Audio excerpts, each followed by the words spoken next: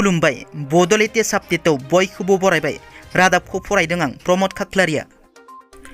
गिबि निउसआव दङ गाबोननिफ्राय एबसुनि बानजायनायाव मोनसे गेदेर सुबुं सांग्रांथि हानजा सुरनाय हाबाफारि लागोन।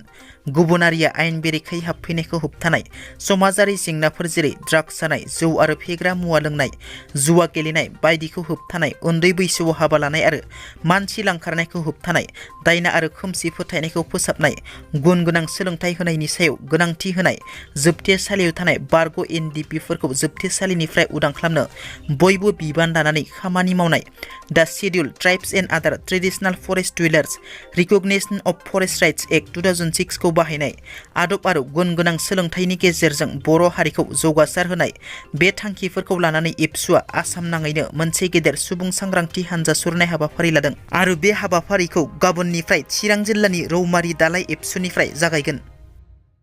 गवालपारा जिल्लानि दुधनयआव साथाम ट्राइबेल हिन्जावसाफोरखौ जिनाहारि खालामग्रा साथामखौ पुलिसआ खाबाय।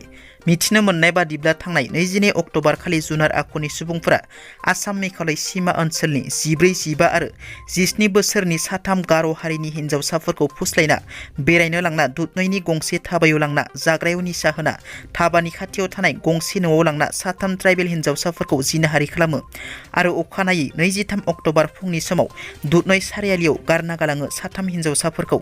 बे जाथायनि उनाव हिन्जावसाफोरनि न'खरा दुधनय पुलिस थानायाव एजाहार होनायनि उनाव दुधनय पुलिसआ साथाम दायनिगिरिखौ हमनो हायो। हमजानाय साथामखौ दुधनय बाबुपारानि 21 बोसोरनि देबासिस दास, दुधनय सिलुक पार्ट 1 नि 22 बोसोरनि हाफिजुर शाह आरो दुधनय सिलुक पार्ट 1 नि 30 बोसोरनि आसान पारामिक होनना मिथिनो मोननाय जादों। दिनै बिटिआरनि गाहाय प्रमद बर'आ बिटिआरनि गासिबो डिपुटि कमिशनारफोरजों लोगोसे बारग' एनडिपिनि दैदेनगिरि सोद्रोमाफोरनि दाफामफिननायनि थाखाय आद्रा थानाय माखासे केसफोरनि सोमोन्दै भिडिअ कनफारेन्सनि गेजेरजों सावरायनाय जायो आरो बिटिआरनि गासिबो जिल्लाफोरनि जौगानायनि खामानिफोरखौ नायबिजिरनाय जायो। बिटिआरनि माखासे गाहाय जेंनाफोरजों लोगोसे आसाम माला प्रजेक्टफोर, बर्डार एरिया डेभेलपमेन्ट प्रजेक्टफोर, control and monitoring on influence of drugs दाफामफिननायनि सोमोन्दै सावरायनाय जायो। लोगोसे बिटिआरनि गासिबो प्रजेक्टफोरनि सायाव नायफामनाय आरो दाफामफिननायाव डिपुटि कमिशनारफोरनि बिबानफोरखौ सावरायो। मख'नो गोनांदि बे सावरायनायाव मावफुं सोद्रोमा रनजित बसुमतारी आरो एमसिएलए सायखं बसुमतारीयाबो नुजाथि दंमोन।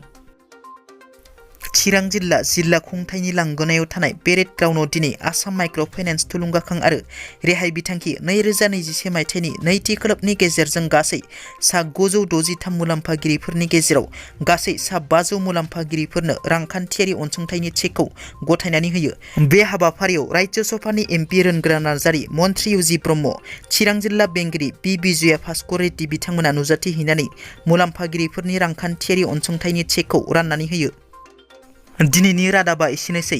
नोंथांमोना जुदि आंनि रादाबखौ खोनासंनानै मोजां मोनदोंब्ला अन्नानै लाइक, शेयार आरो साबस्क्राइब खालामनो दाबाव। गोजोन्थों।